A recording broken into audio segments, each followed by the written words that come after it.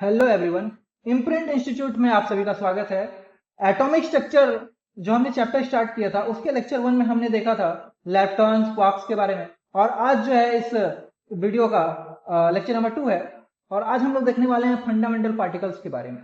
ठीक है, आज हम लोग देखने वाले हैं फंडामेंटल पार्टिकल्स क्या क्या प्रेजेंट है हमारे एटम के अंदर। उससे पहले एक रिकैप लेते हैं कि पिछले क्लास में हमने क्या पढ़ा था।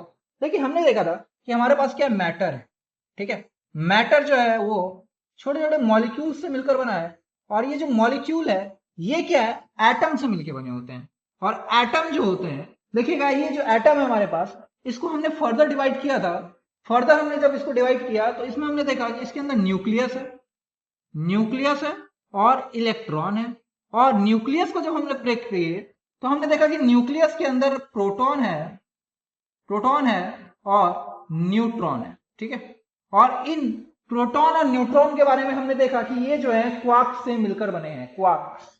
ठीक है, हमने ये पिछले क्लास में देखा था। आज की क्लास में हम लोग क्या देखने वाले हैं, आज की क्लास में हमारा जो मेन मोटिव रहेगा ये रहेगा कि हम लोग फंडामेंटल पार्टिकल्स को पढ़ने वाले हैं। इलेक्ट्रॉन, प्रोटॉन और न्यूट्रॉन के बारे में। हमारे पास 3 फंडामेंटल पार्टिकल्स हैं, प्रोटॉन है, इलेक्ट्रॉन है और न्यूट्रॉन है। इसकी डिस्कवरी कैसे हुई, इसके चार्ज क्या है, इसके मास क्या है, ये सभी आज हम लोग इस वीडियो में पढ़ने वाले हैं। ठीक है, चलिए देखिए हम लोग क्या पढ़ने वाले हैं आज के वीडियो में।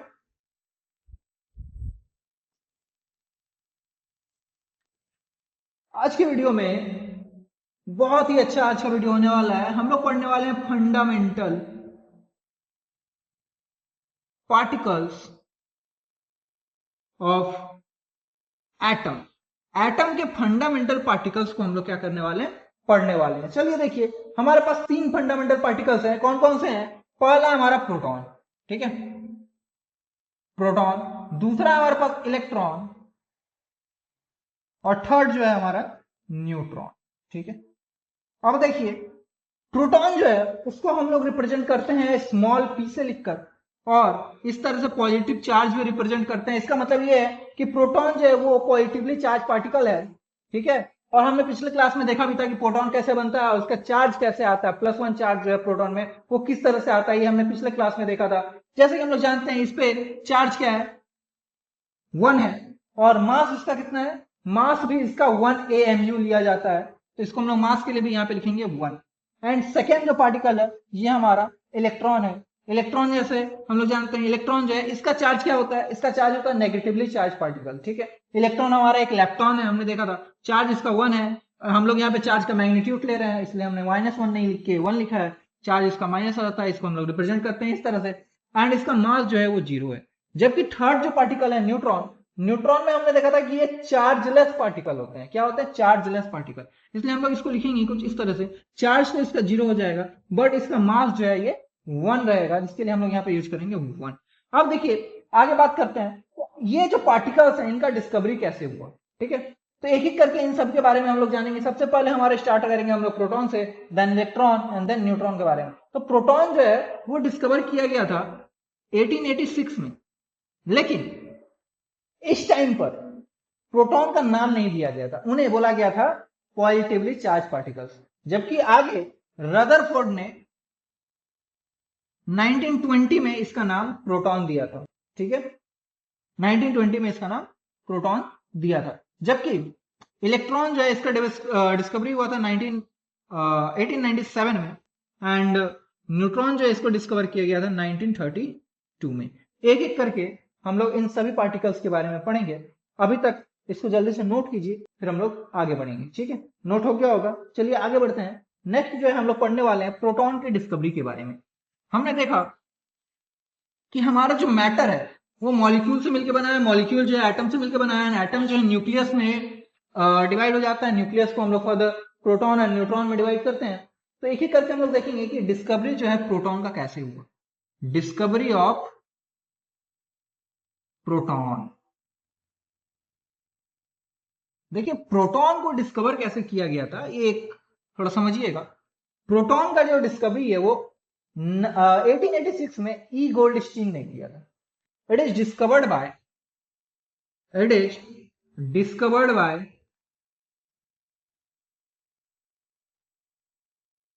ई गोल्डस्टीन इन 1886, ठीक है, named as charged particles, named as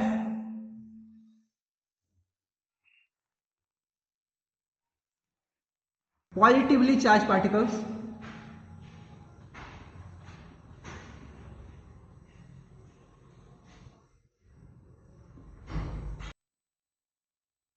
ई गोल्डस्टीन ने प्रोटॉन को डिस्कवर कर लिया था 1886 पे, बट उन्होंने नाम इसका दिया था positively charge particle. By the nature of proton की इस पे जो है हमारा पॉजिटिवली चार्ज पार्टिकल होता है। अब देखिए ये जो एक्सपेरिमेंट किया था उन्होंने, उस एक्सपेरिमेंट का क्या नाम दिया गया?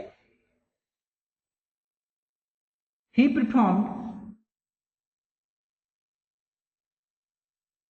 Cathode ray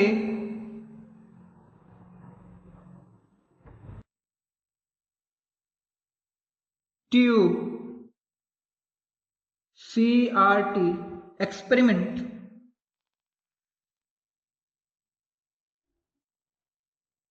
over hydrogen gas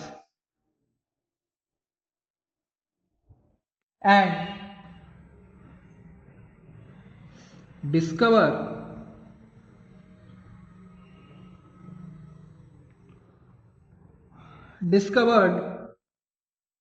the canal rays और एनोड रेज। अब देखिए थोड़ा सा एक्सपेरिमेंटल सेटअप किया जाए। देखिए उन्होंने क्या किया, एक कैथोड रे ट्यूब की हेल्प से एक्सपेरिमेंट किया और हमारा हाइड्रोजन गैस के ऊपर एक्सपेरिमेंट करने के बाद प्रोटॉन का डिस्कवर किया। अब वो एक्सपेरिमेंट क्या था, अब उसके ऊपर थोड़ा सा हम लोग देखते हैं। एक्सपेरिमेंट क्या था उसके बारे में जानते हैं एंड एक्सपेरिमेंट के सेटअप को देखते हैं। चलिए देखिए, इसको जल्दी से नोट कर लीजिए, फिर हम लोग आगे बढ़ेंगे, ठीक है। चलिए नेक्स्ट हम लोग देखते हैं डिस्कवरी में जो है एक्सपेरिमेंट क्या किया, कैसे एक्सपेरिमेंट किया गया। तो ई गोल्ड स्टील ने क्या किया, कुछ इस तरह का एक सेटअप बनाया जिसमें उन्होंने क्या किया, एक इस तरह का ट्यूब लिया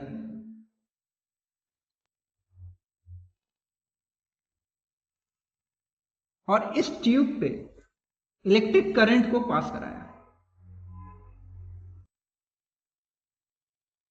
आप जरा ध्यान दीजिएगा, ये जो सर्किट बनाया गया है इसमें कुछ चीजें ऐड किए जाएंगी। जैसे कि यहां पर उन्होंने क्या किया, हाइड्रोजन गैस को लिया और अंदर का जो था कंडीशन वो पूरा वैक्यूम रखा गया था, मतलब हाइड्रोजन गैस के अलावा यहां पर और कुछ भी नहीं था।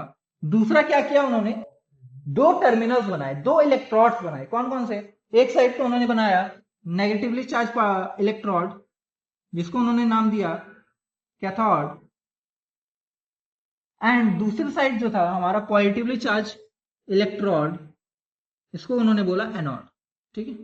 अब देखिए ये जो हाइड्रोजन गैस था, यहाँ पर हाइड्रोजन गैस का प्रेशर जो था ये बहुत ही कम रखा गया, low pressure, around 10⁻³ mm of Hg। ये हमने प्रेशर के बारे में पढ़ा है पहले पिछले वीडियोस में कि प्रेशर का यूनिट जो है mmHg में भी रिप्रेजेंट कर सकते हैं, ATM में भी रिप्रेजेंट कर सकते हैं। तो उन्होंने एक बहुत ही लो प्रेशर लिया 10⁻³ mm ऑफ Hg। एंड दूसरा क्या, वोल्टेज, यहाँ जो करंट था ये पॉजिटिव चार्ज ये नेगेटिव चार्ज, यहाँ जो वोल्टेज था, वोल्टेज जो था ये बहुत ही हाई लिया गया, हाई वोल्टेज। हाई वोल्टेज कितना लिया गया, अराउंड 10,000 वोल्ट के अराउंड। अब देखिए इतना ज्यादा वोल्टेज से क्या फायदा हुआ। अब हुआ क्या, यहां पर जब एक्सपेरिमेंट किया गया, ठीक है, ये जो एक्सपेरिमेंट किया गया यहां पर क्या किया गया, हाई वोल्टेज लिया गया और साथ में उन्होंने क्या किया, यहां पर एक फ्लोरोसेंट लेयर चढ़ा दी ZNS की। मतलब ये जो हमारा कैथोड के साइड था एक ZNS का लेयर चढ़ा हुआ था। अब ये जो एक्सपेरिमेंट है, इस एक्सपेरिमेंट से कैसे पता लगा कि प्रोटॉन का डिस्कवरी हुआ। अब देखिए यहां से जैसे करंट पास किया गया, करंट को जैसे ही हमने पास किया, हाइड्रोजन गैस जो है, जरा देखिएगा, हाइड्रोजन गैस जो है यहां पर हमारा क्या कैथोड है, ठीक है, कैथोड है हमारे पास, ये हमारा नेगेटिवली चार्ज पार्टिकल्स, मतलब नेगेटिवली चार्ज इलेक्ट्रोड, और ये जो है हमारा पॉजिटिवली चार्ज इलेक्ट्रोड जिसको हम लोग बोल रहे हैं एनोड, ठीक है। अब जरा ध्यान देखिए, यहां पर एक लेयर भी है, ZNS की एक लेयर है, ठीक है। अब यहां से जैसे करंट पास कराया गया, बहुत ही हाई वोल्टेज पे करंट है, करंट जो हमारा बहुत हाई वोल्टेज पे है, तो यहां से ये जो नेगेटिवली चार्ज पार्टिकल्स हैं, यहाँ अगर हम हाइड्रोजन के एटम को देखें तो हाइड्रोजन के एटम को हम कुछ इस तरह से रिप्रेजेंट कर सकते हैं, ये हमारा न्यूक्लियस, यहाँ हमारा इलेक्ट्रॉन, ठीक है। अब देखिए, अब यहाँ जब इलेक्ट्रॉन हमारा था, अब होगा क्या यहाँ पे, जब हम लोग करंट बहुत ज्यादा जब हम लोग करंट देंगे तो क्या होगा, ये जो इलेक्ट्रॉन है ये तो नेगेटिवली चार्ज पार्टिकल है, इलेक्ट्रॉन जो है पॉजिटिवली चार्ज पार्टिकल की तरफ जाएगा, ठीक है। बट इस एक्सपेरिमेंट में हम लोग सिर्फ एनोड के बारे में पढ़ेंगे, मतलब हमारा जो न्यूक्लियस है वो किस डायरेक्शन में मूव किया उस बारे में। इलेक्ट्रॉन के बारे में हम लोग जे थॉमसन के मॉडल में पढ़ेंगे, जे थॉमसन के एक्सपेरिमेंट है। एक्चुअली मतलब ये है कि ई गोल्डस्टीन ने इलेक्ट्रॉन के मोशन को यहाँ पर कैप्चर नहीं किया, क्योंकि जेडएनएस का जो प्लेट था, जो कि हमारा फ्लोरोसेंट मटेरियल होता है, वो हमारा कैथोड के साइड था। इसका मतलब ये है कि जैसे ही इलेक्ट्रॉन अपना गया, लेकिन ये जो पॉजिटिवली चार्ज हो गया, ये पॉजिटिवली चार्ज क्या करेगा, नेगेटिव चार्ज की तरफ मोशन करेगा। यानी ये जो न्यूक्लियस है ये भी मोशन कर रहा है नेगेटिव चार्ज की तरफ, और नेगेटिव चार्ज की तरफ जब ये मोशन किया इधर, तो ये क्या हो गया, इधर से ये जेडएनएस के प्लेट से टकराया। जेडएनएस के प्लेट से जैसे टकराया, यहाँ पे क्या हुआ, स्ट्राइकिंग जब हुआ, स्ट्राइकिंग द प्लेट, ये क्या हुआ, एक लाइट इमिट कर रहा था, क्योंकि ये फ्लोरोसेंट मटेरियल है जेडएनएस।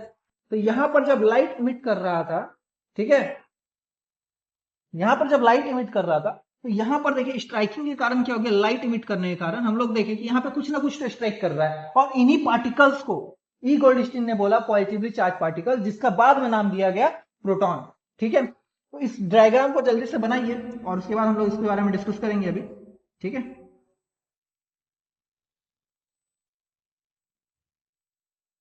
तो देखिए मैंने क्या बताया यहाँ, ये जो है हमारा न्यूक्लियस जो है ये नेगेटिव चार्ज पार्टिकल की तरफ अट्रैक्ट हुआ, और नेगेटिवली चार्ज पार्टिकल की तरफ अट्रैक्ट हुआ यानी जेडएनएस के सीट पर, लेयर पर क्या हुआ, स्ट्राइक किया, और बहुत ज्यादा स्ट्राइक करने के कारण क्या होगा, यहाँ पर हमारा लाइट इमिट कर रहा था, और इन्हीं लाइट को हम लोगों ने कैप्चर किया, ई गोल्डस्टीन ने कैप्चर किया और बताया कि यहाँ पर जरूर कोई ना कोई एक चार्ज पार्टिकल प्रेजेंट है, और कैसा चार्ज है उसका, पॉजिटिव चार्ज है। क्यों, क्योंकि वो नेगेटिव चार्ज पार्टिकल की तरफ अट्रैक्ट हो रहा था, और हम लोग जानते हैं कि ये जो है कंजर्वेशन ऑफ चार्ज भी है कि पॉजिटिव चार्ज जो है हमेशा नेगेटिव की तरफ ही अट्रैक्ट होगा, यानी कि अगर ये चार्ज जो है नेगेटिव की तरफ अट्रैक्ट हो रहा है, मतलब क्या, ये जरूर पॉजिटिव चार्ज रहा होगा। और इन्हीं पॉजिटिव चार्ज पार्टिकल्स को लास्ट में क्या बोला गया, आगे जाके प्रोटॉन नाम दिया गया। तो यहां से जो डिस्कवरी हुआ, अब देखिए यहां से ये जो चार्ज हमारा वोल्टेज है, ये वोल्टेज जो है ये क्या दिया गया, बहुत हाई वोल्टेज देंगे तभी तो ये इलेक्ट्रॉन को यहां से निकाल सकेगा, या फिर इसके न्यूक्लियस की तरफ ये इसका मोशन कर पाएगा। और दूसरा क्या, हमारा लो प्रेशर, और लो प्रेशर के कारण ही क्या है, लो प्रेशर के कारण क्या है कि हाइड्रोजन गैस जो है ये एक दूसरे से थोड़ा दूर दूर है, दूर दूर होने के कारण क्या है, हम लोग बोल सकते हैं कि मोशन करने के लिए जगह है, प्लेस है, जिसके कारण ये मोशन कर पाएंगे। अगर हम ये प्रेशर बहुत ज्यादा बढ़ा देंगे तो बहुत सारे गैस एक ही जगह में कंप्रेस हो जाएंगे, तो मोशन नहीं हो पाएगा सही से। इसीलिए इस एक्सपेरिमेंट में क्या किया गया, हमारा जो प्रेशर था वो लो रखा गया, जबकि हमारा वोल्टेज जो है वो बहुत ही हाई रखा गया। और इस तरह से क्या हुआ, अब देखिए ये जो पार्टिकल्स है हमारा, ये जो हमारा न्यूक्लियस है, या जिसको हम लोग पॉजिटिवली चार्ज पार्टिकल्स बोल रहे हैं, पॉजिटिवली चार्ज पार्टिकल जो है जेडएनएस के प्लेट की तरफ बढ़ा, स्ट्राइक किया, फ्लोरोसेंट मटेरियल होने के कारण लाइट इमिट किया, और उसको हम लोगों ने कैप्चर किया। लेकिन अगर हम लोग इसको सोचे तो ये एक रेस की तरह दिखाई देगा, मतलब ऐसा नहीं कि एक पार्टिकल गया सिर्फ उसके थोड़ा देर बाद दूसरा पार्टिकल गया, ये लगातार जा रहे हैं, लगातार जाने के कारण क्या होगा, एक रेस की तरह ये फॉर्म होंगे, मतलब यहां से एक रेस ऐसा तुमको जाता हुआ दिखाई देगा बहुत सारे प्रोटॉन्स का, यानी बहुत सारे पॉजिटिवली चार्ज पार्टिकल्स का। और ये जो रेज हैं इन्हीं रेस को बोला गया एनोड रेज या फिर कैनाल रेज, ठीक है। यहां तक जल्दी से नोट कीजिए, आई होप आप लोग को ये समझ में आया होगा कि कैसे प्रोटॉन का डिस्कवरी हुआ, कैसे हमारा एनोड रेज का डिस्कवरी हुआ। इसको जल्दी से नोट कीजिए, फिर हम लोग आगे बढ़ेंगे प्रॉपर्टीज ऑफ एनोड रेज के बारे में, ठीक है। चलिए यहां तक हो गया होगा, नेक्स्ट हम लोग आगे बढ़ते हैं प्रॉपर्टीज ऑफ एनोड रेज के बारे में। यहां हमने देखा कि एक्सपेरिमेंट के दौरान कुछ रेज जनरेट हो रहे थे जो कि पॉजिटिव चार्ज से नेगेटिव चार्ज की तरफ जा रहे थे, और उन्हीं रेज को हमने नाम दिया था एनोड रेज, ठीक है। तो प्रॉपर्टीज लिखिए, प्रॉपर्टीज ऑफ एनोड रेज। अब देखिए एनोड रेज का पहला प्रॉपर्टी तो यही हो गया कि ये पॉजिटिव से नेगेटिव टर्मिनल की तरफ मोशन करता है। तो पहला लिखिए property, it goes towards the negative terminal, मतलब इनका मोशन किधर से किधर होगा, हमारा जानते हैं कि एनोड से कहां जाएंगे, एनोड से कैथोड की तरफ मोशन करेंगे, ठीक है। और दूसरा क्या बोल सकते हैं, अब एनोड रेज जो है इसमें बहुत सारा पॉजिटिव चार्ज पार्टिकल है, तो हम लोग लिख सकते हैं कि anode rays are made of, anode rays are made of positively charge particles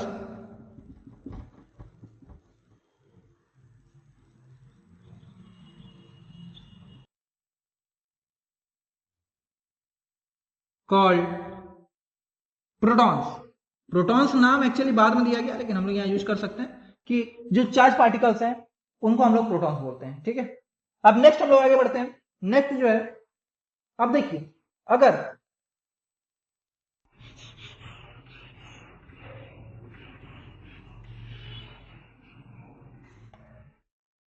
देखिए नेक्स्ट, एनोड रेज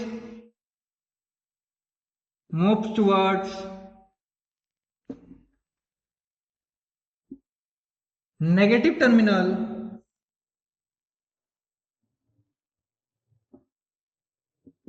इन अ इलेक्ट्रिक फील्ड।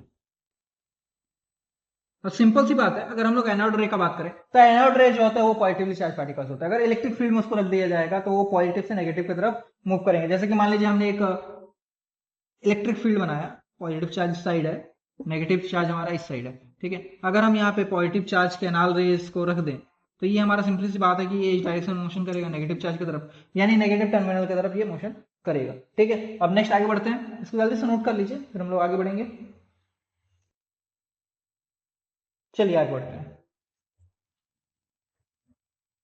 तो इस तरह से हमारा जो पहला फंडामेंटल पार्टिकल है जिसको हम लोग बोलते हैं प्रोटॉन, उसका डिस्कवरी किया गया था। अब नेक्स्ट जो हम लोग को आगे पढ़ना है वो पढ़ना है डिस्कवरी ऑफ इलेक्ट्रॉन के बारे में, ठीक है, डिस्कवरी ऑफ इलेक्ट्रॉन के बारे में। तो चलिए नेक्स्ट हेडिंग डालते हैं, डिस्कवरी ऑफ इलेक्ट्रॉन के बारे में। चलिए, जो हमारा सेकेंड हेडिंग है आज के इस वीडियो का, डिस्कवरी ऑफ इलेक्ट्रॉन, ठीक है। ठीक है, डिस्कवरी ऑफ इलेक्ट्रॉन जो है इसको कैसे किया गया, तो जे थॉमसन ने इलेक्ट्रॉन का डिस्कवरी किया था। जे थॉमसन ने इलेक्ट्रॉन का डिस्कवर किया था इन 1897 के अप्रॉक्स, मतलब इस टाइम में इलेक्ट्रॉन का डिस्कवरी हो गया था। अब उनको आइडिया कैसे आया, देखिए बेसिक सा आइडिया ये है कि जब ई गोल्डस्टीन ने ये बता दिया 1886 के आसपास कि एटम जो है उनके अंदर, ध्यान से सुनिएगा, एटम जो है उनके अंदर कुछ पॉजिटिवली चार्ज पार्टिकल प्रेजेंट है, ठीक है। एटम के अंदर कुछ पॉजिटिवली चार्ज पार्टिकल प्रेजेंट हैं। तो एटम के अंदर कुछ पॉजिटिवली चार्ज पार्टिकल्स हैं, तो यहां पर जे थॉमसन ने ये क्वेश्चन किया, जे थॉमसन ने ये क्वेश्चन किया कि अगर, ध्यान से सुनिएगा, अगर एटम के अंदर कुछ पॉजिटिवली चार्ज पार्टिकल है तो पूरा का पूरा एटम जो है वो न्यूट्रल कैसे है। क्वेश्चन ये था कि मान लिया कि एटम जो है उनके पास पॉजिटिवली चार्ज पार्टिकल्स हैं, but the whole atom the whole atom is neutral, लेकिन पूरा का पूरा एटम जो है वो तो न्यूट्रल है, उसमें किसी भी तरह का कोई चार्ज नहीं होता है। तो ऐसा कैसे पॉसिबल हो सकता है। इस बेसिक आइडिया को लेकर जे थॉमसन ने क्या किया, एक और बार एक एक्सपेरिमेंट किया जिसको हम लोग कैथोड टेस्ट एक्सपेरिमेंट ही बोलते हैं, कैथोड रे एक्सपेरिमेंट, जैसा कि ई गोल्डस्टीन ने किया था, लेकिन थोड़ा सा चेंजेस किया। चलिए उस एक्सपेरिमेंट को देखते हैं और इलेक्ट्रॉन कैसे डिस्कवर हुआ इसके बारे में जानते हैं। इसको जल्दी से नोट कीजिए। तो जे थॉमसन ने क्या किया, एक बेसिक सा आइडिया लिया कि अगर एटम के अंदर पॉजिटिवली चार्ज पार्टिकल प्रेजेंट है तो पूरा का पूरा एटम जो है वो न्यूट्रल कैसे होता है, ठीक है। इस चीज को लेने के लिए जे थॉमसन ने फिर से एक एक्सपेरिमेंट किया। कौन सा एक्सपेरिमेंट किया, वही हमारा cathode ray experiment, cathode ray tube experiment उन्होंने क्या किया इस बार, थोड़ा सा देखिएगा, थोड़ा सा चेंजेस आया बस। थोड़ा सा क्या चेंज आया, उन्होंने कुछ इस तरह का ट्यूब लिया, ठीक है, इसको एक सर्किट से जोड़ा, इसमें एक वैक्यूम क्रिएट किया और हाइड्रोजन गैस डाला। सबसे सिंपल हमारा हाइड्रोजन गैस ही है, और हाइड्रोजन गैस डाला। एंड उसके बाद उन्होंने क्या किया, एक साइड कैथोड लिया, एक साइड हमारा एनोड लिया। कैथोड लिया यहाँ पर नेगेटिवली चार्ज पार्टिकल्स यानी कि नेगेटिव टर्मिनल, और यहाँ पर हमारा एनोड लिया पॉजिटिवली चार्ज टर्मिनल। अब देखिए जरा यहाँ ध्यान दीजिए, यहाँ पर इससे पहले उन्होंने क्या किया था, ई गोल्डस्टीन ने क्या किया था, ई गोल्डस्टीन ने क्या किया था, ए गोल्डस्टीन जो थे उन्होंने पॉजिटिव चार्ज को स्टडी किया था। पॉजिटिव चार्ज को स्टडी करने के लिए क्या किया था उन्होंने, जेडएनएस का प्लेट इस साइड लगाया कैथोड के साइड। बट अभी क्या है, जे थॉमसन का ये बेसिक्स आइडिया है। जे थॉमसन ने क्या बोला कि अगर एटम के अंदर पॉजिटिव चार्ज है, अगर एटम के अंदर पॉजिटिव चार्ज है तो नेगेटिव चार्ज भी होना चाहिए, तब जाके ये न्यूट्रल होगा। तो इस चीज का पता लगाने के लिए जे थॉमसन ने जेडएनएस का जो प्लेट है वो एनोड के साइड लगा दिया। एनोड के साइड लगा दिया। यहाँ पर जब जेडएनएस का प्लेट लगाया गया, जेडएनएस के हमारे एक फ्लोरोसेंट मटेरियल है, जो कि अगर इसके ऊपर कोई चार्ज पार्टिकल बम्बार्टमेंट करते हैं तो वो लाइट इमिट करता है, ठीक है। तो यहाँ पर लगा दिया गया। अब देखिए क्या हुआ, अब देखिए उन्होंने क्या किया, वोल्टेज हाई लिया, हाई वोल्टेज, फिर से हाई वोल्टेज ओवर 10,000 वोल्ट। अब देखिए हाई वोल्टेज इसलिए अप्लाई किया गया ताकि हाइड्रोजन गैस जो है वो, जैसे कि मैं अभी बता रहा हूँ, देखिए हाइड्रोजन गैस के पास क्या है, यहाँ पर देखिए ये मैं इसको थोड़ा सा ऊपर बनाता हूँ, ठीक है। जैसे कि देखिए यहाँ पर क्या हमारा हाइड्रोजन गैस है, तो हाई वोल्टेज से क्या होगा, हमारे पास मान लीजिए ये हाइड्रोजन गैस है, यहाँ नेगेटिवली टर्मिनल है हमारे पास कैथोड, ठीक है, और यहाँ पर हमारा क्या पॉजिटिव चार्ज टर्मिनल एनोड। अब हाइड्रोजन गैस जो है यहाँ पर क्या है, कुछ इस तरह से हम लोग एज्यूम कर सकते हैं, इलेक्ट्रॉन यहाँ पे। अब देखिए जब हम लोग हाई वोल्टेज देंगे, हाई वोल्टेज देने से क्या होगा, ये पॉजिटिव चार्ज क्या करेंगे, इलेक्ट्रॉन को अपने तरफ खींच लेंगे। अब जरा ध्यान दीजिए, यहाँ पर न्यूक्लियस है, न्यूक्लियस भी तो इलेक्ट्रॉन को अपने तरफ खींच रहा होगा किसी पावर से। अब हम लोग इतना हाई वोल्टेज दिए कि ये इसके अट्रैक्शन के फोर्स को ओवरकम करके इलेक्ट्रॉन को खींच ले रहा है, ठीक है, खींच ले रहा है, ठीक है। इसीलिए हम लोग क्या करते हैं, हाई वोल्टेज देते हैं। और लो प्रेशर भी रहेगा हमारा, जैसा पिछला एक्सपेरिमेंट में हुआ था, प्रेशर हमारा वही रहेगा 10⁻³ ऑफ Hg, ठीक है। अब जरा ध्यान दीजिए यहाँ पर, यहाँ से क्या होगा, हाई वोल्टेज जैसे अप्लाई किया जाएगा, यहाँ पर करंट जैसे अप्लाई किया जाएगा, करंट जैसे फ्लो होगा, करंट फ्लो होगा, यानी कि V is directly proportional to I, जितना हमारा V रहेगा उतना ही I रहेगा ओम फ्लो से। अब देखिए यहाँ से क्या होगा, इलेक्ट्रॉन जो है वो पॉजिटिव चार्ज की तरफ या पॉजिटिव टर्मिनल की तरफ क्या करेगा, मोशन करना स्टार्ट कर देगा, ये इसको खींच रहा है। अब देखिए लगातार इस तरह के मोशन से क्या होगा, एक रेस का जनरेशन होगा। मतलब हमको दिखाई क्या देगा, हमको दिखाई देगा कि बहुत सारे इलेक्ट्रॉन जो है आपस में जा रहे हैं, लेकिन ये हमको एक रेस की तरह दिखाई देगा, इस तरह से नेगेटिवली चार्ज रेज। और ये क्या करेंगे, ये जेडएनएस के प्लेट पर स्ट्राइक करेंगे, जेडएनएस के प्लेट पर स्ट्राइक करेंगे, और जेडएनएस के प्लेट पर जब भी कोई चार्ज पार्टिकल स्ट्राइक करता है तो वो लाइट इमिट करता है। तो सिंपल बात है, इस एक्सपेरिमेंट में ये पता चला, जब एक्सपेरिमेंट किया गया और बाद में ये देखा गया कि जेडएनएस के प्लेट पर स्ट्राइकिंग हो रही है, लाइट इमिट हो रहा है, मतलब ये कंक्लूजन निकाला गया कि कुछ ना कुछ तो यहाँ पर चार्ज पार्टिकल टकरा रहे हैं, जिसके कारण ये लाइट एमिट कर रहा है। और उन्हीं चार्ज पार्टिकल्स को इलेक्ट्रॉन नाम दिया गया, और जो रेस थे उनको बोला गया कैथोड रेज, ठीक है। तो यहां से ये जो रेज निकले हमें, ये जो रेज निकले इसको बोला गया कैथोड रेज। और कैथोड रेज में कुछ नहीं है, क्या है, इलेक्ट्रॉन प्रेजेंट है, ठीक है। तो इस तरह से ये जो कैथोड रेज निकले उसके अंदर इलेक्ट्रॉन प्रेजेंट था और इलेक्ट्रॉन का डिस्कवरी किया गया।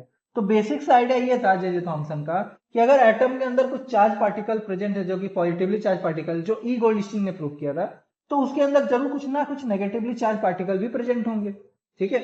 तभी तो जाके पूरा का पूरा एटम वो न्यूट्रल होता है, नहीं तो एटम को तो चार्ज पार्टिकल होना चाहिए, लेकिन एटम न्यूट्रल होता है, इसका मतलब है कि पॉजिटिव के साथ साथ कुछ नेगेटिव चार्ज पार्टिकल भी प्रेजेंट है, ठीक है। जिसके बेसिस पे ये एक्सपेरिमेंट परफॉर्म किया गया और इलेक्ट्रॉन का डिस्कवरी किया गया। नेक्स्ट हम लोग देखेंगे कि कैथोड रेज जो है उनके क्या प्रॉपर्टीज है और क्या क्या वो प्रॉपर्टीज शो करते हैं, ठीक है। इसको जल्दी से नोट कीजिए, यहाँ तक हो गया होगा। नेक्स्ट हम लोग आगे बढ़ते हैं, ठीक है।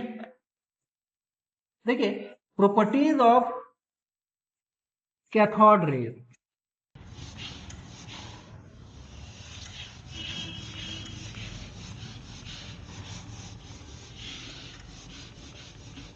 नेक्स्ट है प्रॉपर्टीज ऑफ कैथोड रे, जल्दी से नोट कीजिए। Properties of cathode rays. अब देखिए किसी चीज की जैसे डिस्कवरी होती है उसके ऊपर और भी बहुत सारे एक्सपेरिमेंट किए जाते हैं। जैसे हमने कैथोड रे का डिस्कवरी कर लिया कि भाई पॉजिटिव चार्ज में जाके वो स्ट्राइक कर रहा है नेगेटिव से पॉजिटिव की तरफ। तो जब डिस्कवरी हो गया कैथोड रेज का, इलेक्ट्रॉन का, तो उसके ऊपर और भी एक्सपेरिमेंट किए गए उनके प्रॉपर्टीज को जानने के लिए। तो पहला क्या है, तो cathode rays start from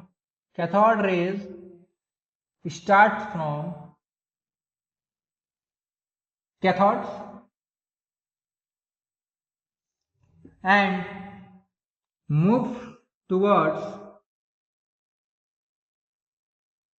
anode terminal. मतलब कि कैथोड रेज जो है वो कैथोड से स्टार्ट होकर एनोड की तरफ जाते हैं। ठीक है। दूसरा क्या है, we can't cathode rays are not visible but their behavior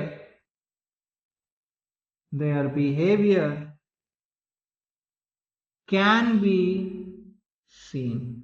अब देखिए क्या यहाँ बोला जा रहा है कि कैथोड रे को हम लोग देख नहीं सकते हैं, ठीक है, कैथोड रे दिखाई नहीं देता, लेकिन उनका बिहेवियर हम लोग देख सकते हैं। कैसा बिहेवियर, जैसे कि हम लोग देख रहे थे कि कैथोड रे कैथोड से स्टार्ट हो रहा था, एनोड में जा रहा था, और एनोड के पीछे जो हमारा जेडएनएस का प्लेट था जो कि फ्लोरोसेंट प्लेट था, यानी कि अगर उसमें कोई चार्ज पार्टिकल अट्रैक्ट करेगा या फिर स्ट्राइक करेगा तो वो लाइट इमिट करेगा। तो हम लोग को कैथोड रे तो नहीं दिख रहा था, लेकिन ये दिख रहा था कि जेडएनएस जो है वो लाइट इमिट कर रहा है, यानी कि कुछ ना कुछ तो उसमें जाके टकरा रहा है। तो उसके बिहेवियर को हम लोग देख पा रहे थे, जबकि कैथोड रे को नहीं देख पा रहे। ठीक है। तीसरा क्या है, मोशन बहुत हाई हो रहा था। ठीक है। Cathode raise contains high velocity particles. मतलब कैथोड रे जो है उसमें हाई वेलोसिटीज पार्टिकल्स थे। मतलब उनके अंदर जो पार्टिकल्स मोशन कर रहे थे वो बहुत ही हाई मोशन कर रहे थे, यानी कि 10⁻⁷ सेंटीमीटर पर सेकेंड के स्पीड से ऑलमोस्ट वो लोग मोशन कर रहे थे। ठीक है। या फिर 10⁵मीटर पर सेकेंड तुम बोल सकते हो। ठीक है।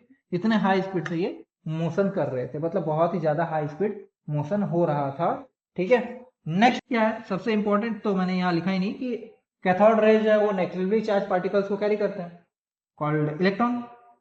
Cathode raise carries negatively charge particles charged particles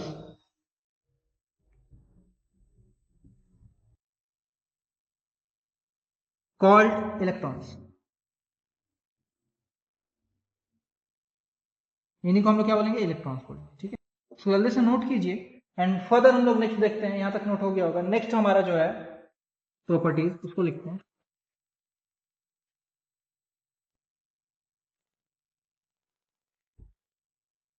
पांचवा जो प्रॉपर्टीज है, cathode rays can ionise the gases. Cathode ray जो है गैसेस को आयनाइज कर सकती है। कैसे, मान लीजिए हमारे पास एक गैस है, यहां से कैथोड रे गया, यानी कि इलेक्ट्रॉन गया जनरली, तो ये हम लोग देख सकते हैं कि ये इस तरह से आयोनाइज हो जाएगा। अब आयोनाइज कैसे हुआ, इलेक्ट्रॉन देने से। जरा देखिएगा, मान लीजिए हमारे पास गैस के पार्टिकल्स हैं, तो ये कुछ इस तरह से इलेक्ट्रॉन यहाँ पे। अब ये जब इलेक्ट्रॉन यहाँ से मोशन करेगा दूसरा कैथोड रे वाला, तो ये दोनों एक दूसरे को इंटरेक्शन करेंगे। इंटरेक्शन करने के कारण क्या होगा, एक रिपल्सन फोर्स फील करेंगे, जिसके कारण इलेक्ट्रॉन जो है बाहर निकल जाएगा। तो यहाँ पे बेटर होगा कि हम इसको कैथोड रे ही लिखें, cathode ray. Generally cathode ray में तो हमारा इलेक्ट्रॉन ही होता है, तो हम लोग इलेक्ट्रॉन भी लिख सकते हैं। तो इस तरह से ये गैसेस को क्या करेगा, आयोनाइज कर देगा। ठीक है। सो जल्दी से नोट कीजिए एंड नेक्स्ट हम लोग आगे बढ़ेंगे। सो जल्दी से नोट कर लीजिए, फिर हम लोग आगे बढ़ेंगे। ठीक है। देखिए नेक्स्ट क्या हमने देखा, नेक्स्ट हमने ये देखा कि इलेक्ट्रॉन जो है या फिर कैथोड जो है, cathode rays are independent of, पहला तो क्या है, नेचर ऑफ गैस, या फिर नेचर ऑफ गैस बोल सकते हो या रिएक्टेंट बोल सकते हो, ठीक है। दूसरा इलेक्ट्रॉन्स, मतलब कैथोड रेज जो है ना वो नेचर ऑफ गैस के और इलेक्ट्रॉन्स के इंडिपेंडेंट है। इसका मतलब क्या हुआ, जैसे कि हमने एक्सपेरिमेंट किया, जरा ध्यान दीजिएगा, एक्सपेरिमेंट को फिर से थोड़ा बता रहे हैं। यहाँ पर हमारा पॉजिटिवली चार्ज पार्टिकल है जिसको पॉजिटिव टर्मिनल है, जिसको हम लोग एनोड बोल रहे हैं, ठीक है, एनोड, ठीक है, या फिर इसको नेगेटिव कर लेते हैं, इस साइड हम लोग कैथोड ही लिखे थे, तो ये हमारा कैथोड हो गया, ठीक है, और इस साइड हमारा क्या हो गया, एनोड हो गया। अब जरा देखिएगा मोशन जो होगा हमारा पार्टिकल का, इलेक्ट्रॉन का, ये मोशन हमारा किस साइड होगा, ये मोशन हमारा पॉजिटिवली चार्ज पार्टिकल की तरफ होगा, यानी कि इस साइड ये मोशन करेगा, इस साइड मोशन करेगा। इसका ये मतलब हुआ कि जितने भी गैसेस हम लोग ले लेंगे, ठीक है, जैसे ये हाइड्रोजन गैस था, तो हाइड्रोजन गैस के लिए हम लोग लिख सकते हैं ना H2। अब यहाँ से हम लोग चार्ज पार्टिकल दिए, गैस था तो H2 लिखे। अब ये हमारा 2H प्लस और 2 इलेक्ट्रॉन निकल गया। अब ये देखिए, ये जो इलेक्ट्रॉन है, इसी इलेक्ट्रॉन को तो हमने चार्ज पार्टिकल्स बोला, यानी कि कैथोड रेज बोला। अब ये हमारा हाइड्रोजन का गैस लें तो भी हमारा यही इलेक्ट्रॉन निकलेगा, या फिर अगर हम नाइट्रोजन का गैस लें तो भी हमारा यही गैस निकलेगा, ठीक है, इसी तरह से हमारा गैस निकलेगा, ठीक है, एक ही इलेक्ट्रॉन यहाँ पे, तो इसी तरह से गैस निकलेगा। मतलब क्या है कि इलेक्ट्रॉन जो है कैथोड रे जिससे बना हुआ है वो नेचर ऑफ गैस के ऊपर डिपेंड नहीं करता, कोई भी गैस ले लो तो हमारा वही रिएक्शन होना है, ठीक है। नेक्स्ट हमारा क्या देखना है, हम लोग नेक्स्ट देख सकते हैं, अगर इसको इलेक्ट्रिक फील्ड में रखा जाए तो क्या होगा। इलेक्ट्रिक फील्ड अगर इसको दिया जाए, कैथोड रे जो है वो नेगेटिवली चार्ज पार्टिकल्स हैं, हो गया लिखा, इसको आगे हम लोग बढ़ते हैं।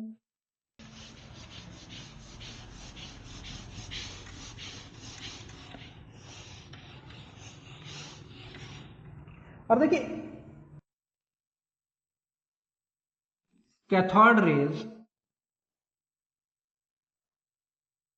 को जब हम लोग इलेक्ट्रिक फील्ड में रखते हैं ना तो क्या होता है,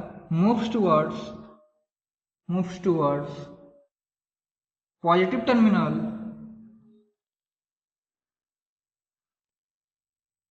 when placed in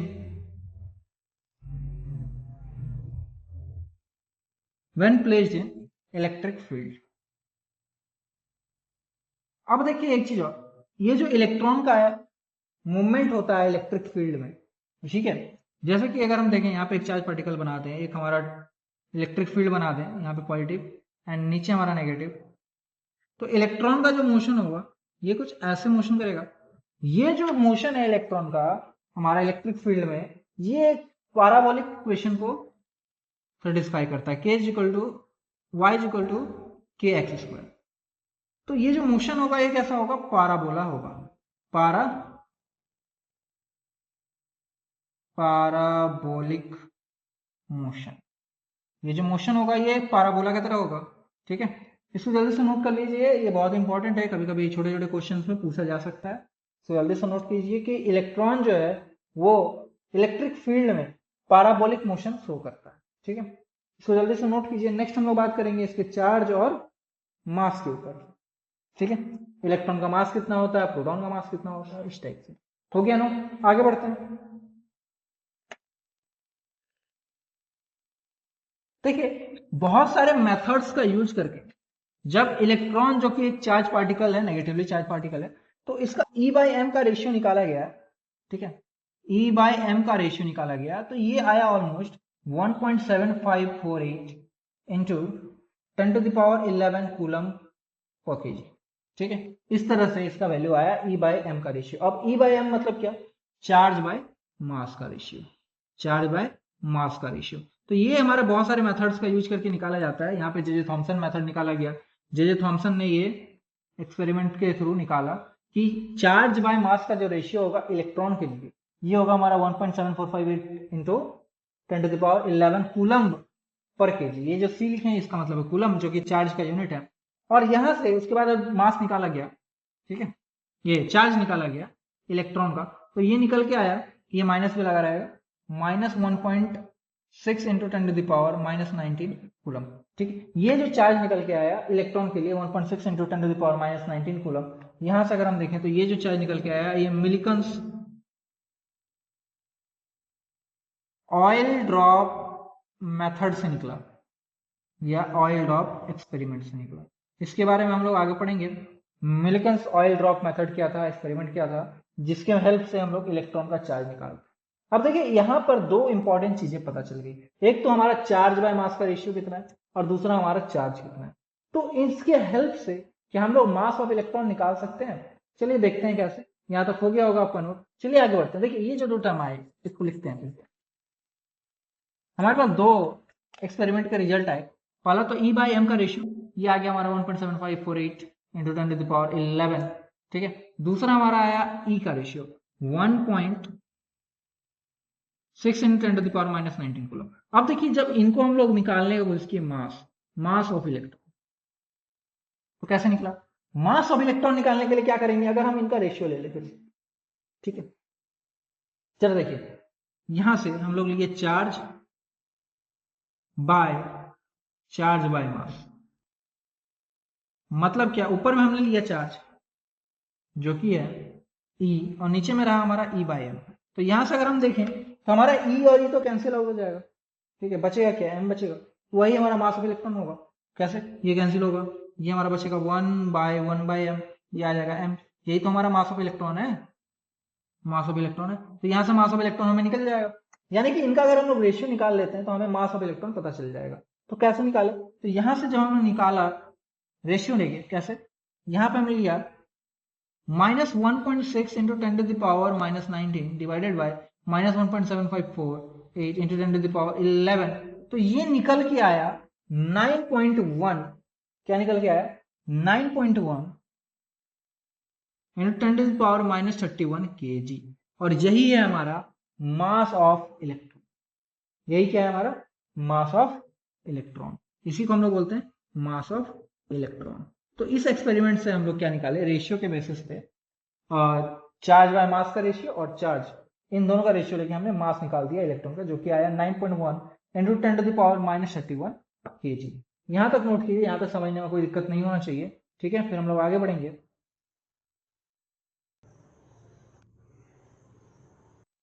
तो हमने क्या देखा, मास ऑफ इलेक्ट्रॉन कितना निकला, mass of electron should be equal to 9.1 into 10⁻31 kg। ये तो हमारा केजी में निकल गया। अगर हम इसको ग्राम में निकालना चाहें तो क्या निकालेंगे, ग्राम में निकालने क्या क्या करना होगा, केजी से ग्राम में चेंज करने के लिए 1000 से मल्टीप्लाई किया जाता है। तो इसको अगर हम मल्टीप्लाई कर देंगे 9.1 इंटू 10⁻31 इंटू 10⁻3 ग्राम, तो ये निकल जाएगा 9.1 इंटू 10⁻28 ग्राम। अब चलिए देखिए, हमने पिछला चैप्टर में some basic concept of chemistry में ये देखा था कि मास को हम लोग रिप्रेजेंट करेंगे एएमयू में, ठीक है, एटॉमिक मास यूनिट में। तो अगर हम इलेक्ट्रॉन का एटॉमिक मास यूनिट निकालें तो इलेक्ट्रॉन का मास ऑफ इलेक्ट्रॉन इन एएमयू, तो क्या करना होगा, इतने मास को 1 एएमयू से डिवाइड करना होगा। ठीक है, तो मास ऑफ इलेक्ट्रॉन इन एएमयू क्या हो जाएगा, मास of electron in gram divided by 1 AMU। अब मुझे ये बताइए मास ऑफ इलेक्ट्रॉन इन ग्राम कितना है, ये 9.10⁻28 माइनस में, और 1 AMU का वैल्यू कितना होता है, 1 AMU का वैल्यू कितना होता है 1.66 इंटू 10⁻24। ये हम लोग जानते हैं, पिछले चैप्टर में पढ़ा है, 1 AMU should be equal to 1.66 into 10⁻24 gram. ठीक है, अब अगर हम यहाँ से सॉल्व कर लेते हैं तो ये सॉल्व करने के बाद आ जाएगा 0.000548। ठीक है, जो कि लगभग एक, मतलब लगभग इसको हम लोग जीरो मान सकते हैं। इसीलिए इलेक्ट्रॉन का जो मास है उसको नेगलेक्ट माना जाता है। वो कितना है, एएमयू में कितना आएगा 0.000548। ठीक है, इसको जल्दी से नोट कीजिए। नेक्स्ट हम लोग देखेंगे हाइड्रोजन के कंपेयर में, यानी कि हमारा जो हाइड्रोजन है उसमें तो हमारा सिर्फ न्यूट्रॉन ही है, सॉरी प्रोटॉन है। तो प्रोटॉन से कंपेयर करेंगे इस मास को और देखेंगे कि हाइड्रोजन यानी कि प्रोटॉन का जो मास है वो हमारा इलेक्ट्रॉन के कंपेयर में कितना देगा। तो अगर हम लोग देखें यहाँ, ठीक है,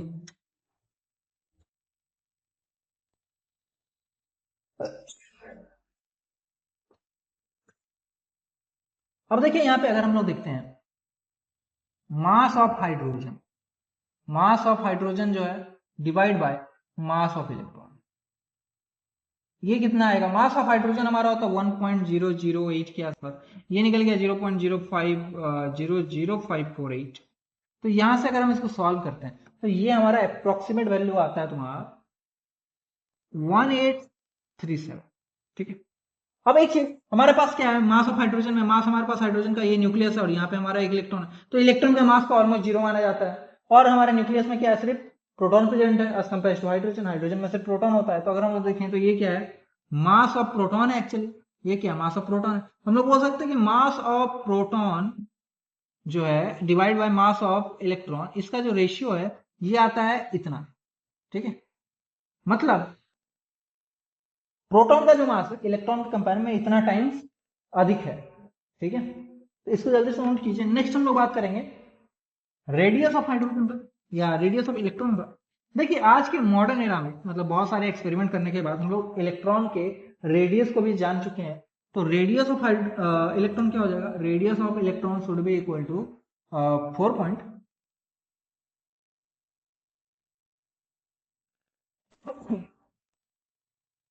× -14 सेंटीमीटर। ठीक है, ये रेडियस निकल गया। अब अगर रेडियस निकल गया तो हम लोग इसका वॉल्यूम निकाल सकते हैं, वॉल्यूम ऑफ इलेक्ट्रॉन, क्योंकि इलेक्ट्रॉन को हम लोग क्या एक स्पेयर की तरह ही मान रहे हैं, एक स्पेयर की तरह ही इलेक्ट्रॉन को माना गया है। उसके बेसिस पे अगर रेडियस निकल गया तो हम लोग वॉल्यूम निकाल सकते हैं। वॉल्यूम ऑफ स्पेयर कितना हो जाएगा, 4/3 πr³। ठीक है, यहाँ से निकाल सकते हैं, ये फॉर्मूला को पुट करेंगे 3.14 और यहाँ से 4.28 × -14³ तो यहाँ से अगर हम लोग बात करें वॉल्यूम, तो वॉल्यूम हमारा कैलकुलेट करने के बाद निकल जाएगा 3.248 × 10⁻⁻40 सेंटीमीटर³। इतना वॉल्यूम निकल जाएगा एक इलेक्ट्रॉन का। ये जो है हाइपोथेटिकल एक कैलकुलेशन है। बहुत सारे एक्सपेरिमेंट के बाद हमें ये पता लगा कि रेडियस कितना है, इलेक्ट्रॉन का इतना, तो अगर रेडियस पता है तो भाई उसका वॉल्यूम भी निकाला जा सकता है। इस तरह से वॉल्यूम निकाल लेंगे। और अगर डेंसिटी का बात किया जाए तो डेंसिटी भी अब निकाला जा सकता है। डेंसिटी क्या हो जाएगा, मास by volume, mass by volume. तो अगर कोई पूछ दे कि रेडियस ऑफ इलेक्ट्रॉन कितना है तो तुम बोल सकते हो कि 4.28 × 10⁻⁻14 centimetre, and volume of electron कितना हो जाएगा 3.248 × 10⁻⁻40 सेंटीमीटर³। ठीक है, अगर हम लोग यहाँ से इसका डेंसिटी निकाल लेते हैं, ठीक है, डेंसिटी निकाल लेते हैं तो डेंसिटी क्या हो जाएगा, डेंसिटी तो निकाल सकते हैं, density should be equal to mass by volume. अब जरा ध्यान दो, ये जो डेंसिटी का वैल्यू होगा मास बाय वॉल्यूम, इसको तुम लोग कैलकुलेट करके कमेंट में बताओगे कि कितना वैल्यू आ रहा है। हम लोग आगे बढ़ेंगे। देखिए यहां से हमने क्या देखा, हमने यहां पर देखा डिस्कवरी ऑफ प्रोटॉन देख लिया, डिस्कवरी ऑफ इलेक्ट्रॉन देख लिया। नेक्स्ट हम लोग आगे बढ़ने वाले हैं, जो हमारा थर्ड पार्टिकल है, डिस्कवरी ऑफ न्यूट्रॉन की तरफ। ठीक है, डिस्कवरी ऑफ न्यूट्रॉन। अब देखिए जरा ध्यान दीजिएगा, डिस्कवरी ऑफ न्यूट्रॉन कैसे हुआ। हमारा प्रोटॉन और न्यूट्रॉन दोनों का मास ऑलमोस्ट सेम होता है। ठीक है, तो 1932 में जेम्स चैडविक आए, जेम्स चैडविक। अभी तक कोई भी साइंटिस्ट जो थे वो दूसरे के बाद तीसरा फंडामेंटल पार्टिकल्स को नहीं प्रिडिक्ट कर पा रहे थे, नहीं ढूंढ पा रहे थे। ठीक है, 1920 में रदरफोर्ड ने चार्ज पार्टिकल को प्रोटॉन नाम दे दिया था। उसके बाद बहुत टाइम बीत गया, लेकिन बहुत सारे रिसर्च हो रहे थे, लेकिन अभी तक कोई भी तीसरे पार्टिकल के बारे में नहीं बता पा रहा था। उसी समय जेम्स चैडविक ने क्या किया, एक बेरेलियम लिया, बेरेलियम के टुकड़े में उन्होंने क्या किया, अल्फा पार्टिकल का बॉम्बार्डमेंट कराया, अल्फा पार्टिकल का बॉम्बार्डमेंट कराया। अल्फा पार्टिकल बता दो, अल्फा पार्टिकल जो है वो हीलियम के बराबर होते हैं, हीलियम के बराबर होते हैं, मतलब मास जो है उसका 4 होगा। ठीक है, अब देखिए हीलियम के बराबर होते हैं, मास उसका 4 होगा। और ये जो बम्बार्टमेंट कराया, इसका मेन रीजन क्या था, जरा सा बैक स्टोरी में जाते हैं। देखिए हुआ क्या कि यहां पर जरा ध्यान दीजिएगा, हमने देखा कि मास जो है, मास नंबर जो है वो डायरेक्टली प्रोपोर्शनल है एटॉमिक नंबर के। ठीक है, एटॉमिक नंबर के डायरेक्टली प्रोपोर्शनल, मतलब जैसे जैसे अगर हम बात करें मास जैसे कि हाइड्रोजन का है, थोड़ा सा इसको इरेज करेंगे। देखिए मैं क्या बताना चाह रहा हूं, फिर से देखिए, बहुत सारे साइंटिस्ट ने इस तरह के एक्सपेरिमेंट किए और जेम्स चैडविक ने यह देखा कि मास नंबर जो है, मास नंबर जो है वो डायरेक्टली प्रोपोर्शनल है एटॉमिक नंबर के। एटॉमिक नंबर के मतलब ये है कि हाइड्रोजन का जो मास होगा, जैसे कि हाइड्रोजन का हमारा मास है 1 और एटॉमिक नंबर भी 1 है, ठीक है। इसी तरह हीलियम जो है, हीलियम का जो मास है वो हमारा 4, जबकि एटॉमिक नंबर है 2। तो यहां से देखिए, अगर ये देखा गया कि अगर मास 1 है, एटॉमिक नंबर भी 1 है, तो इसको जब डबल किया गया तो ये भी डबल होना चाहिए, ठीक है। ये भी 4 की जगह में 2 होना चाहिए, 2 होना चाहिए। पर जब इसका वेट किया गया, मतलब एक इस तरह से वेट किया गया, ठीक है, यहाँ पे मान लीजिए वेट किया गया, वेट जब किया गया तो यहाँ देखा गया कि अगर इस साइड हम हाइड्रोजन रख दे, दो हाइड्रोजन रख दे, तो इस साइड हमारा हीलियम के बराबर हो जाना चाहिए था, हीलियम के बराबर हो जाना चाहिए था। बट ऐसा देखा गया कि 2 हाइड्रोजन रखने के बाद भी हीलियम जो है ज्यादा हैवी था, ज्यादा हैवी था, ज्यादा झुक रहा था। इसके बाद 3 हाइड्रोजन को रखा गया और 4 हाइड्रोजन को जब रखा गया, जब 4 हाइड्रोजन को रखा गया तब ये बराबर आया। मतलब हीलियम का जो मास है वो 2 हाइड्रोजन के बराबर ना होकर 4 हीलियम हाइड्रोजन के बराबर था, यानी कि यहाँ पर हमारा 4 था, यानी कि 4 इंटू मास ऑफ हाइड्रोजन जो था वो इक्वल था मास ऑफ हीलियम के, ठीक है। अब ऐसा पॉसिबल क्यों हुआ? ऐसा पॉसिबल होने का एक ही मेन रीजन ये दिख रहा था कि यहाँ पर न्यूक्लियस जो है वो सिर्फ प्रोटॉन कंसिस्ट नहीं कर सकता है, न्यूट्रॉन्स, मतलब कि एक तीसरा पार्टिकल भी उसमें प्रेजेंट जरूर होगा, ठीक है। यानी कि न्यूक्लियस जो है बच्चों, न्यूक्लियस जो है उसमें प्रोटॉन के अलावा एक तीसरा यानी कि एक और पार्टिकल भी प्रेजेंट होना चाहिए, ठीक है। इसी के लिए जेम्स चेडविक ने एक्सपेरिमेंट किया, और एक्सपेरिमेंट में क्या उन्होंने पाया उसके बारे में हम लोग पढ़ते हैं। यहां तक नोट हो गया होगा। चलिए, एक्सपेरिमेंट क्या किया उन्होंने जरा देखते हैं। एक्सपेरिमेंट में उन्होंने लिया एक बेरिलियम का टुकड़ा, ठीक है, बेरिलियम एक एलिमेंट है हमारे पास, बेरिलियम का टुकड़ा लिया उन्होंने, और बेरिलियम के टुकड़े में उन्होंने क्या किया, अल्फा पार्टिकल का बॉम्बार्डमेंट करा दिया। अल्फा पार्टिकल्स, उसमें हमारा हीलियम के जैसा ही मास रहता है, लेकिन वो चार्ज पार्टिकल होता है, पॉजिटिवली चार्ज पार्टिकल होता है, ठीक है। तो यहां से क्या हुए, कुछ पार्टिकल्स रिलीज हुए, कुछ पार्टिकल्स रिलीज हुए, और यहां पर एक वैक्स लगा दिया गया, वैक्स का एक टुकड़ा लगा दिया गया। और ये जो पार्टिकल्स जब रिलीज हुए, ये जो पार्टिकल्स अननोन पार्टिकल्स, ये जो है हम इसको बोल सकते हैं अननोन पार्टिकल्स, अभी इनके बारे में कुछ भी पता नहीं था। अब देखिए, जब ये पार्टिकल्स जो है वापस से वैक्स में टकराए, तो वैक्स में टकराने के बाद ये फिर से एक दूसरे पार्टिकल को मूव कराया, वैक्स के पार्टिकल को। और जब यहाँ पर एक सीट लगाया गया जेडएनएस का, तो जेडएनएस के सीट से ये पता चला कि ये जो है ये चार्ज पार्टिकल्स है, ठीक है, ये चार्ज पार्टिकल्स है, यानी कि ये वैक्स के प्रोटॉन है। और बाद में जब अच्छे से डिटेल्स में स्टडी किया गया तो देखा कि ये जो है हमारे पास क्या, एक हैवी मास का एलिमेंट है, एक हैवी मास का पार्टिकल है, जो कि बेरिलियम से निकला और वैक्स के प्रोटॉन्स को डिस्प्लेस कर गया, और डिस्प्लेस करने के कारण वैक्स का जो प्रोटॉन था वो निकल गया और जेडएनएस से जाके टकराया। तो बाद में ये कंक्लूड किया गया कि ये जो है हमारा तीसरा पार्टिकल है, तीसरा फंडामेंटल पार्टिकल है, जिसको हम लोग न्यूट्रॉन बोलेंगे। और ये जो है चार्जलेस पार्टिकल है, क्या है, चार्ज लेस पार्टिकल्स है, और इनका जो मास है वो ऑलमोस्ट हमारा मास ऑफ प्रोटॉन के बराबर है, ठीक है।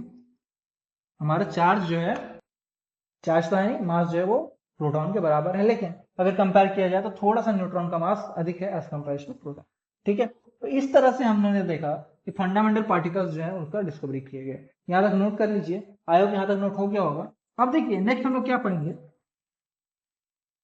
देखिए आज जो है हम लोगों ने क्या पढ़ा, आज की क्लास में हमने देखा फंडामेंटल पार्टिकल के डिस्कवरी के बारे में, फंडामेंटल पार्टिकल्स के डिस्कवरी के बारे में, कैसे प्रोटॉन का डिस्कवरी हुआ, इलेक्ट्रॉन का डिस्कवरी हुआ और न्यूट्रॉन का डिस्कवरी हुआ, ठीक है। अब नेक्स्ट क्लास में हम लोग देखेंगे इनके कुछ प्रॉपर्टीज को भी हमने पढ़ा। नेक्स्ट क्लास में हमें देखना है model, atomic model, atomic models. कौन कौन से मॉडल्स? पहला तो हमारा जे जे थॉम्सन का मॉडल है, J J Thomson model. J Thomson ने जब इलेक्ट्रॉन को डिस्कवर कर लिया तो उसके बाद उन्होंने देखा कि पॉजिटिवली चार्ज पार्टिकल भी हमारे पास, नेगेटिवली चार्ज पार्टिकल, तो एटम के अंदर ये किस तरह से अरेंज है, उनके अरेंजमेंट के बारे में। एंड सेकंड हमारा रदरफोर्ड के मॉडल, उसके बाद हमारा नील्स बोर के मॉडल, इन सबको हम लोग पढ़ेंगे, ठीक है। तो आज की क्लास में हम लोग इतना ही करेंगे। तो आई होप आपको वीडियो अच्छी लग रही है। अगर वीडियो अच्छी लग रही है तो आप लाइक कमेंट कर सकते हैं, कमेंट में बताइए और डेंसिटी का जो फॉर्मूला मैंने पूछा कि वैल्यू क्या होगा डेंसिटी ऑफ इलेक्ट्रॉन, इसको कमेंट करना ना भूलें। तब तक के लिए पढ़ते रहिए, रिवीजन करते रहिए। नेक्स्ट वीडियो बहुत ही जल्द आने वाली है हमारा एटॉमिक मॉडल्स के ऊपर, जो थॉमसन का मॉडल रहेगा एंड रदरफोर्ड का मॉडल्स को हम लोग और भी डिटेल्स में अच्छे से पढ़ेंगे। तब तक के लिए पढ़ते रहिए और पढ़ने से भी ज्यादा रिवीजन करते रहिए।